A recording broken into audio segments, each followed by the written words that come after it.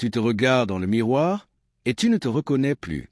Tu étais une personne joyeuse, pleine de vie, pleine de rêves. Aujourd'hui, tu doutes de chaque mot que tu dis, chaque décision que tu prends. Tu marches sur des œufs, tu t'excuses sans cesse, même quand tu n'as rien fait. Et tu te poses cette question, encore et encore, est-ce que je suis en train de devenir fou? Non, tu n'es pas fou. Tu es sous l'emprise d'un pervers narcissique. Ces personnalités toxiques ne te frappent pas physiquement. Non, leur arme est bien plus subtile, bien plus dangereuse, le doute. Ils déforment la réalité jusqu'à ce que tu perdes la tienne. Et ça commence toujours de la même façon. Phase 1. L'idéalisation quand tout semble trop beau pour être vrai. Au début, il ou elle te bombarde d'amour. Compliments, messages à toute heure, cadeaux, promesses de futur. Tu crois avoir trouvé la personne parfaite.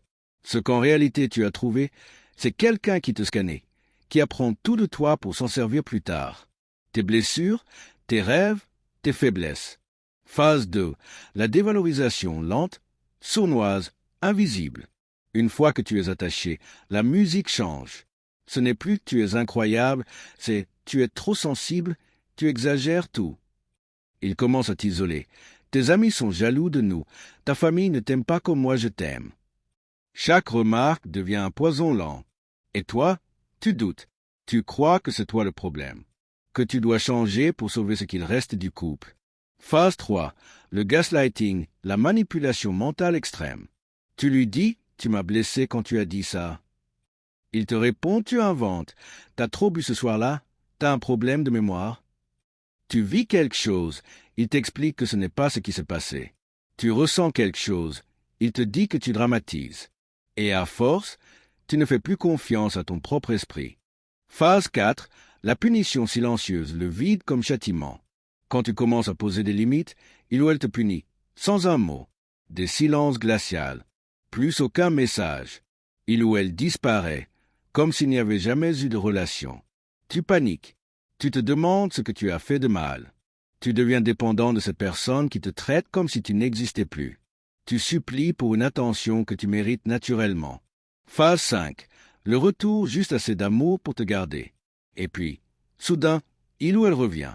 Avec un petit « je pensais à toi ». Et toi, brisé, tu t'accroches à ça comme à une bouée. Tu crois que c'est la preuve qu'il y avait de l'amour. Que tout ça n'était qu'un cauchemar. Mais ce n'est pas un retour d'amour, c'est un retour de pouvoir. Il ou elle revient pour te garder sous contrôle. Pas pour te soigner. Pas pour t'aimer. Tu n'es pas fou. Tu es programmé pour douter de toi. Les pervers narcissiques détruisent lentement, méthodiquement. Ils sapent ta confiance, ils t'isolent, ils t'éloignent de toi-même. Mais il y a une vérité qu'ils ne peuvent pas effacer. Tu ressens ce que tu ressens. Et ce ressenti est ton signal d'alarme. Ton instinct. Ta vérité. Il est temps de t'y reconnecter. Reprendre le pouvoir commence par une phrase simple. Je mérite mieux. Tu ne peux pas sauver quelqu'un qui te détruit. Tu ne peux pas aimer assez pour deux. Ce que tu peux faire, en revanche, c'est commencer à t'écouter. Lire, te faire accompagner, regarder des vidéos comme celle-ci, parler avec des gens qui te comprennent. Et surtout, ne plus te taire. Parce que chaque fois que tu t'exprimes, tu reprends un morceau de toi. Tu veux guérir? Alors souviens-toi de ça. Le problème, ce n'était jamais toi. Tu étais juste quelqu'un avec un cœur, avec une capacité immense d'aimer. Tu as donné à quelqu'un ce qui ne méritait pas, mais tu peux te le redonner à toi. Et ça commence maintenant. Si ce que tu viens d'entendre résonne en toi, laisse un commentaire. Dis-moi ton histoire. Tu n'es plus seul. Ici, on voit ce que tu vis. On le nomme, et on t'aide à en sortir. Tu ne te reconnais plus? Tu doutes de chaque chose que tu fais? On t'a peut-être dit que tu es trop sensible ou dramatique, mais la vérité est bien plus sombre. Punaise, dans cette vidéo, je te montre exactement ce qu'un pervers narcissique fait pour te détruire lentement. Ce n'est pas de l'amour, c'est du contrôle. Et tu n'es pas fou. Tu es victime d'une manipulation invisible, mais bien réelle. Symbole de collision, tu vas comprendre les 5 phases du piège narcissique. 1. L'idéalisation. 2. La dévalorisation. 3. Le gaslighting. 4. La punition silencieuse. 5. Le faux retour. Cloche, abonne-toi pour ne plus jamais douter de ta réalité. Ici, On nomme les choses. On te croit et on t'aide à te reconstruire. Index ouvert pointant vers le bas blanc, dis-moi dans les commentaires si tu vis ou as vécu ce genre de relation. Tu n'es plus seul.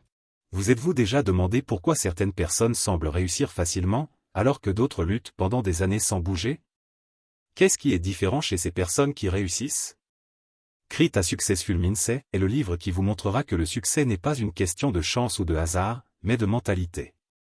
Oubliez les mythes des formules magiques ou des raccourcis. Vous apprendrez ici à développer la façon de penser que les grands leaders, les entrepreneurs et les performants ont en commun. Imaginez vous réveiller chaque jour avec la clarté de ce que vous voulez réaliser, et plus encore, avec la certitude que vous y parviendrez.